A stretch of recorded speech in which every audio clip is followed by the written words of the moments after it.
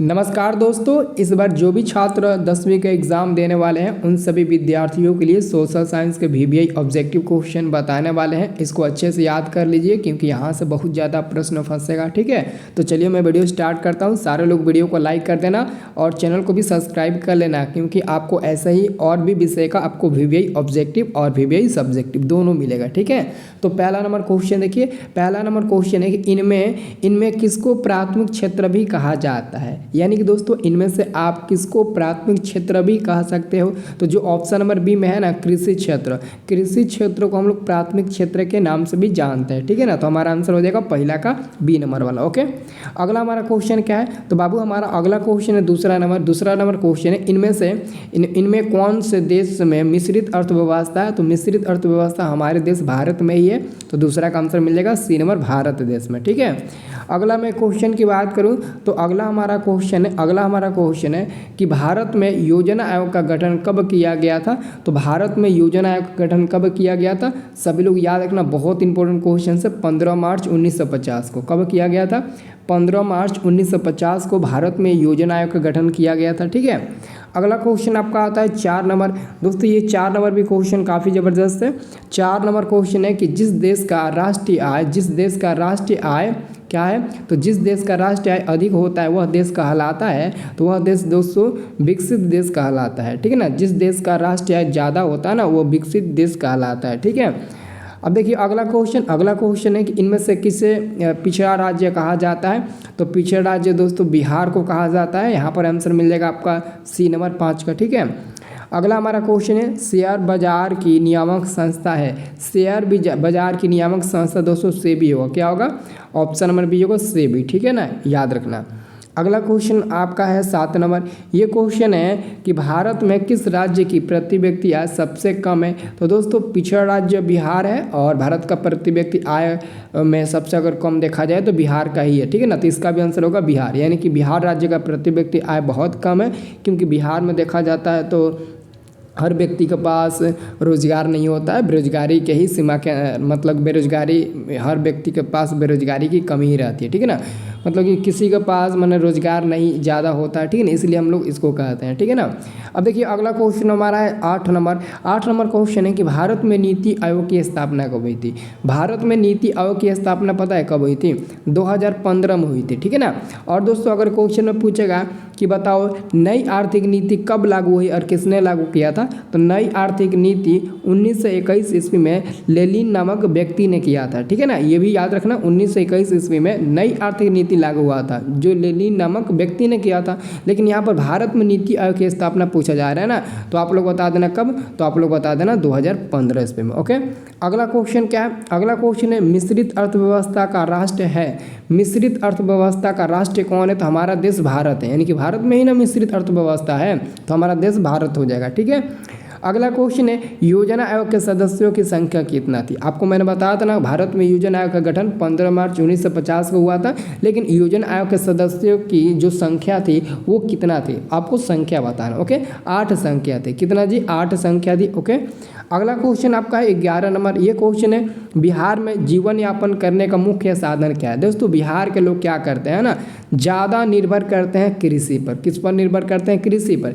यानी कि दोस्तों मैं आपको बता दूं बिहार की ना 90% आबादी जो है, 90% आबादी एक तो देहात में बिलोंग करती है। समझो, ध्यान से समझो, बिहार की 90% आबादी देहात में बिलोंग करती है और बिहार के 80% जनसंख्या जो है ना, 80% जनसंख्या यानी कि आबादी कृषि मतलब कि कृषि कार्य करती है। अब समझ लीजिए 100% में से 80% व्यक्ति वहाँ बिहार में कृषि करना पसंद करते हैं और कृषि पर निर्भर भी है। और दोस्तों मैं आपको बता दूं कि बिहार की जो भूमि है ना, 60% जो भूमि है वो कृषि के लिए अवेलेबल है। ठीक है ना, अब बाकी में घर है, जंगल है, जो भी आपका है। ठीक है ना, लेकिन 7% आपका जो एरिया है खेती करने का। ठीक है ना, और 80% लोग कृषि खेती करते हैं और 90% लोग हमारे बिहार में ना देहाती से बिलोंग करते हैं। ठीक है ना, तो याद रखना दोस्तों, आंसर मिल जाएगा सी नंबर वाला। ठीक है, सॉरी ए नंबर वाला मिलेगा। ठीक है, अगला क्वेश्चन आता है आपका 12 नंबर, ठीक है। 12 नंबर क्वेश्चन है आपका कि देश में सब्जी के उत्पादन में बिहार का स्थान क्या है। अगर मैं पूरे देश की बात करूं, 28 राज्य की मैं बात करूं, अपने देश की मैं बात करूं, तो उस 28 राज्य में यानी कि हमारे देश की मैं बात करूं तो इस देश में चौथे नंबर पर आता है बिहार राज्य सब्जी उत्पादन में। तो पता है दूसरे स्थान पर आता है, क्योंकि ना यहाँ पर सब्जी ना बहुत ज़्यादा उगाई जाती है, दूसरे नंबर पर आता है, ठीक है ना। इसका स्थान दूसरे नंबर पर है, ठीक है ना।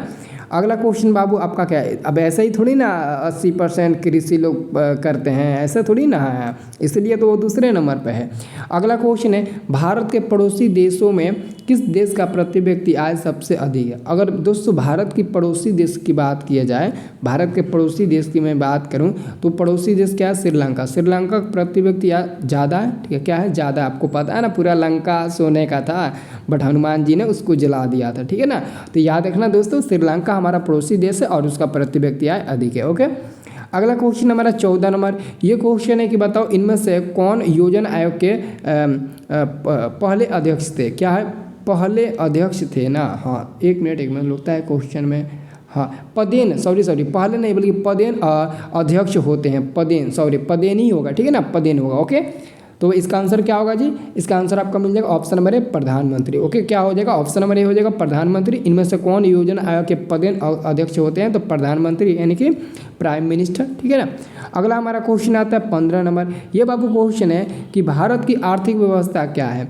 तो भारत में जिस प्रकार की व्यवस्था पाई जाती है वो आपको पता ही होगा, मिश्रित अर्थव्यवस्था पाई जाती है। भारत में किस प्रकार की व्यवस्था पाई जाती है, तो मिश्रित अर्थव्यवस्था पाई जाती है। तो क्या मिल जाएगा 15 का सी नंबर वाला। ओके, अगला क्वेश्चन आप लोग देख सकते हो। अगला क्वेश्चन है इनमें से किस देश में समाजवादी अर्थव्यवस्था है। बाबू मैंने आपको बताया था समाजवादी और पूंजीवादी और मिश्रित, यानी कि 3 प्रकार के व्यवस्था होते हैं, पूंजीवादी व्यवस्था, समाजवादी व्यवस्था और मिश्रित अर्थव्यवस्था। तो मिश्रित अर्थव्यवस्था आपके भारत में पाया जाता है, और समाजवादी अगर अर्थव्यवस्था की मैं बात करूँ तो आपका क्या हो जाएगा, रूस हो जाएगा, जो क्षेत्रफल की दृष्टि से सबसे बड़ा देश है, ठीक है ना। तो हमारा आंसर मिल जाएगा रूस। ओके, और एक और होता है रूस होता है ना, ये नहीं रूस केवल, ठीक है, रूस आपका आंसर सही होगा, ठीक है।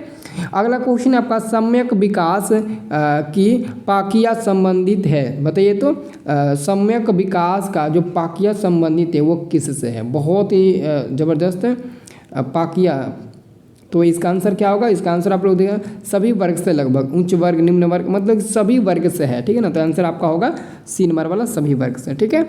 अगला क्वेश्चन आपका है 18 नंबर। ये क्वेश्चन अबू बहुत ही ज़बरदस्त है, इसको याद रखना। ये एग्जाम में ना हम आपको ठेपा मार देते हैं कि ये आएगा क्वेश्चन कि गरीबी कैंसर रोग की तरह है, यह किसने कहा था। मतलब गरीबी कैंसर रोग की तरह है। जैसे कि दोस्तों कैंसर की कोई दवा नहीं है, वैसे ही गरीबी को हटाने के लिए कोई दवा नहीं बनी है। एक्चुअली में आप कितना भी कोशिश करो गरीबी नहीं हट सकती है। जैसे कैंसर की दवा नहीं है वैसे ही गरीबी का भी कोई दवा नहीं है। तो यह किस व्यक्ति ने यह कहा था, यह कथन किस व्यक्ति का, तो अर्थशास्त्री कुडजेट है, ठीक है ना। कुडजेट नामक व्यक्ति ने ये कहा था कि कैंसर गरीबी जो है ना वो कैंसर रोग की तरह है, ठीक है ना।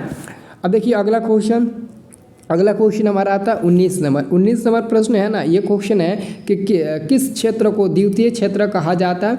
तो देखो प्राथमिक क्षेत्र को कृषि क्षेत्र कहते हैं, और द्वितीय क्षेत्र में आपका आ जाएगा उद्योग से निर्मित सब कुछ हो जाएगा, ठीक है ना, उद्योग से, ठीक है ना। याद जैसे कुटीर उद्योग हो गया, ठीक है, चीनी उद्योग हो गया, चीनी उद्योग नहीं आएगा वो तो आपके आ जाएगा कृषि क्षेत्र में ना, क्योंकि गन्ना ईख जो होता है वो आपके उसमें आ जाएगा, ठीक है ना। तो यहाँ पर उद्योग से संबंधित जो भी होगा वो आपका द्वितीय क्षेत्र में आएगा। ओके, अगला हमारा क्वेश्चन है 11वीं पंचवर्षीय योजना की अवधि क्या है। योजना की अवधि जो है ना वो क्या है, तो आपको बताना है। तो 2007 से 2012 होना चाहिए। क्या होगा, 2007 से 2012। ओके, याद रखना।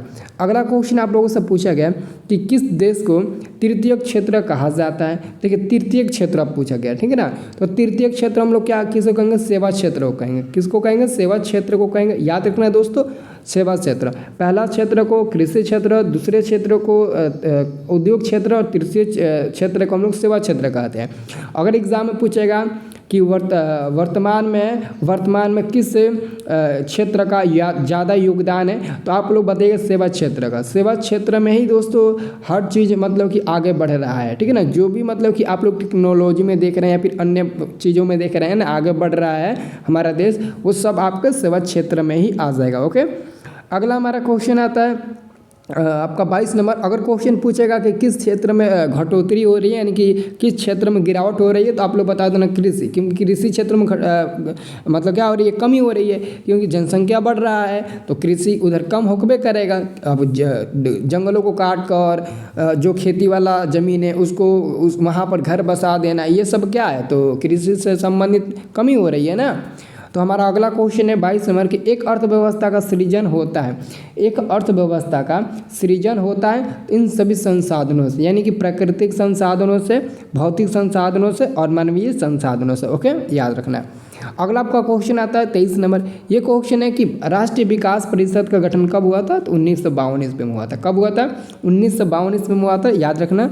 अगला आपका क्वेश्चन है जी, अगला क्वेश्चन देखिए, ध्यान से देखिएगा और इसको अच्छे से पढ़िएगा, ठीक है ना, क्योंकि इसमें पूंजीवादी, समाजवादी और मिश्रित, इसमें तीनों दिया है, तो आपको चूज़ करके बताना है कि हमारा इसका राइट आंसर क्या होगा। देखो क्वेश्चन है 24 नंबर कि किस अर्थव्यवस्था में उत्पादन के साधनों पर किसी व्यक्ति या निजी संस्था का अधिकार रहता है, तो निजी संस्था का अधिकार रहता है, तो दोस्तों उसमें आ जाता है पूंजीवादी अर्थव्यवस्था। क्या आ जाता है, पूंजीवादी अर्थव्यवस्था, ठीक है ना। तो हमारा आंसर हो जाएगा ऑप्शन नंबर ए। ओके, अगला दोस्तों हमारा क्वेश्चन है 15 नंबर।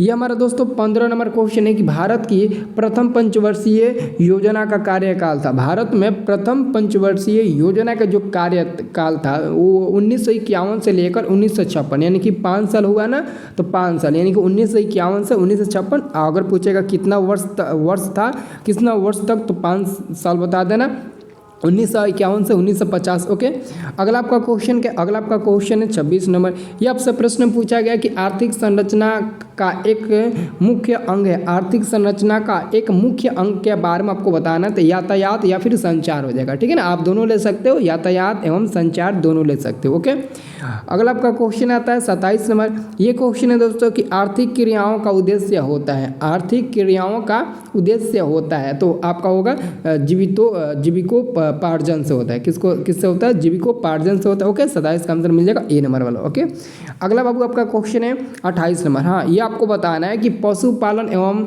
मत्स्य पालन किस क्षेत्र का अंग है। यानी कि दोस्तों पशुपालन आप लोगों ने देखा होगा, गाय, भैंस या फिर बकरी या फिर कोई भी आप चीज़ पाल रहे हैं और उसको खाना खिला रहे हैं, और जैसे कि बैल ही हो गया, पहले के ज़माने में लोग बैल को पालते थे, उसको खाना खिलाते थे, फिर उन्हीं अपना किसानी मतलब कि खेती करते थे। तो खेती ये सब करना, पशुपालन, मत्स्य पालन, ये सब आपके ना प्राथमिक क्षेत्र में आएगा ना, और प्राथमिक क्षेत्र को कृषि बोलते हैं, तो हमारा ये सब किस में आ जाएगा, तो कृषि में आ जाएगा। ओके, किस में आ जाएगा जी, तो कृषि में आ जाएगा, ठीक है ना, इसको याद रखना।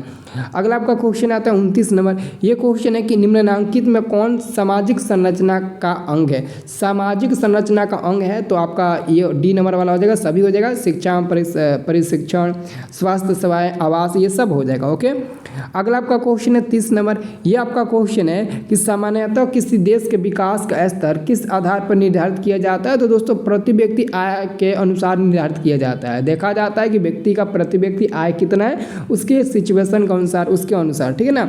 तो यहाँ पर दोस्तों एक मिनट, इसका आंसर ए भी होगा, बी भी होगा। इसका आंसर प्रति व्यक्ति आय भी होगा, साक्षरता दर भी हो जाएगा, स्वास्थ्य की स्थिति, यानी कि ये भी हो जाएगा। मतलब इसका आंसर हम डी नंबर ठीक लगाएंगे, ठीक है ना।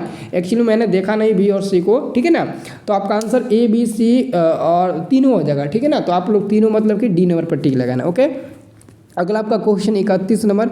31 नंबर क्वेश्चन है अर्धविकसित देशों की कार्यशील जनसंख्या का अधिकांश भाग संलग्न रहता है, तो प्राथमिक क्षेत्र क्या होगा, प्राथमिक क्षेत्र ए नंबर होगा। ओके, याद रखना, ठीक है ना। अगला आपका क्वेश्चन आता है 32 नंबर। ये क्वेश्चन है आपको बताना है कि निम्नलिखित में कौन मिश्रित अर्थव्यवस्था की विशेषता है। मिश्रित अर्थव्यवस्था की विशेषता निजी क्षेत्र और सार्वजनिक क्षेत्र दोनों हो जाएगा, मतलब कि डी नंबर वाला होगा। ओके, अब देखिए, सॉरी डी नंबर नहीं बल्कि सी नंबर वाला क्या होगा, ए और बी दोनों होगा, मतलब कि सी नंबर वाला। ओके, अगला आपका क्वेश्चन है 33। ये क्वेश्चन है स्वतंत्रता प्राप्ति के बाद भारत का मुख्य आर्थिक उद्देश्य है। स्वतंत्रता प्राप्ति के बाद भारत का मुख्य आर्थिक उद्देश्य क्या था? तो दोस्तों यहाँ पर हमारा आंसर होगा सभी हो जाएगा तीव्र आर्थिक विकास, उत्पादन, रोजगार सृजन, निर्धनता निवारण, यानी कि सब हो जाएगा। इसका भी आंसर होगा डी ही नंबर। ओके, अगला आपका क्वेश्चन बनकर आता है कि आपको बताना है कि बिहार के आर्थिक पिछड़ेपन का प्रमुख कारण क्या है? तो जनसंख्या में तीव्र वृद्धि, ये भी सही है। कृषि पर अत्यधिक जनभार, ये भी सही है।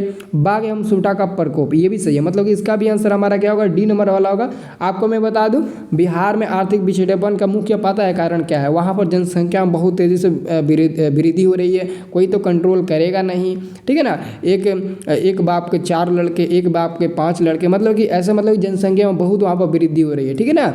तो ये आपका हो गया।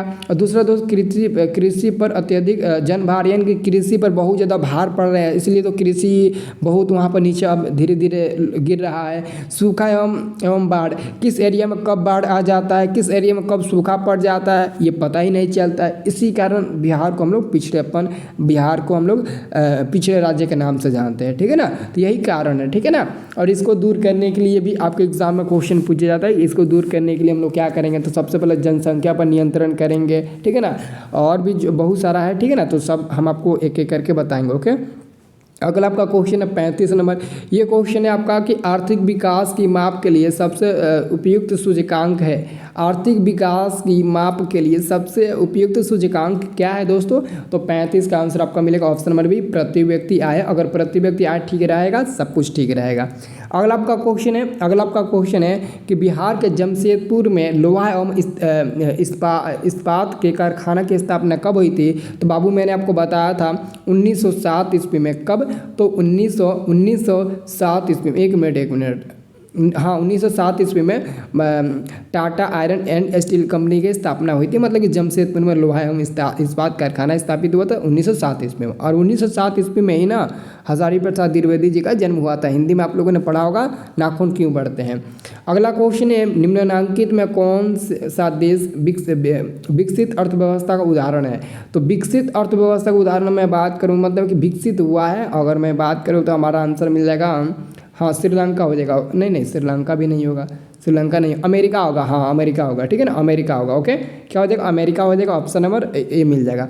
अगला क्वेश्चन है 38 नंबर की विश्व पर्यावरण एवं विकास आयोजन की स्थापना कब हुई थी? यानी कि विश्व पर्यावरण दिवस की स्थापना कब हुई थी? और साथ में दोस्तों विकास आयोग की स्थापना उसी वर्ष हुआ था जिस वर्ष विश्व पर्यावरण एवं विकास आयोग की स्थापना हुई थी, ठीक है ना। तो 38 का आंसर मिल जाएगा 1983 ईस्वी में, 1983, ठीक है ना। अगला क्वेश्चन है आर्थिक समृद्धि का संबंध है। आर्थिक समृद्धि का अगर संबंध बताया जाए तो ए और बी दोनों हो जाएगा, मतलब कि सी नंबर वाला। अल्पकाल और दीर्घकाल दोनों से है, ठीक है ना। अल्पकाल और दीर्घकाल, नहीं, एक मिनट। आर्थिक समृद्धि है ना, आर्थिक समृद्धि केवल दीर्घ होगा। क्या होगा? केवल दीर्घ होगा जी, ठीक है ना। बी नंबर वाला केवल होगा। आप लोग सी नंबर मत याद रखिएगा, बी नंबर याद रखिएगा, केवल दीर्घकाल होगा। ओके, अगला आपका क्वेश्चन है 40 नंबर। 40 नंबर क्वेश्चन आपका क्या? ये क्वेश्चन है कि आर्थिक विकास का गैर आर्थिक कारक कौन है? गैर आर्थिक कारक, यानी कि आर्थिक विकास का गैर आर्थिक कारक कौन है? तो 40 का आंसर मिलेगा सामाजिक संस्था है। क्या होगा? सामाजिक संस्था है। ओके, अगला क्वेश्चन है आपका 41 नंबर। ये क्वेश्चन है कि जीवन की भौतिक गुणवत्ता का सूचकांक है। जीवन की भौतिक गुणवत्ता का सूचकांक क्या है? तो 41 का आंसर मिलेगा डी नंबर, ये सभी, यानी कि जीवन प्रत्याशा, शिशु मृत्यु दर और मौलिक साक्षरता, ठीक है ना। यानी कि आंसर मिलेगा डी नंबर वाला, ठीक है ना। जिसको भी वीडियो पसंद आए वीडियो को लाइक ज़रूर करना। और अगर आप लोगों को VBI सब्जेक्टिव ऑल सब्जेक्ट का चाहिए तो हमारे ऐप को डाउनलोड करिए। ऐप का नाम है स्टडी प्लस, जिसका लिंक वीडियो को डिस्क्रिप्शन में हम दे चुके हैं, वहाँ पर डाउनलोड करिए। वहाँ पर मैं सब चीज़ का दे रहा हूँ आपको, VBI ऑब्जेक्टिव और VBI सब्जेक्टिव क्वेश्चन। तो मैं उम्मीद करता हूँ कि लिंक पर क्लिक करके जरूर डाउनलोड करेंगे और वहाँ से आप लोग जरूर खरीद लेंगे। ओके।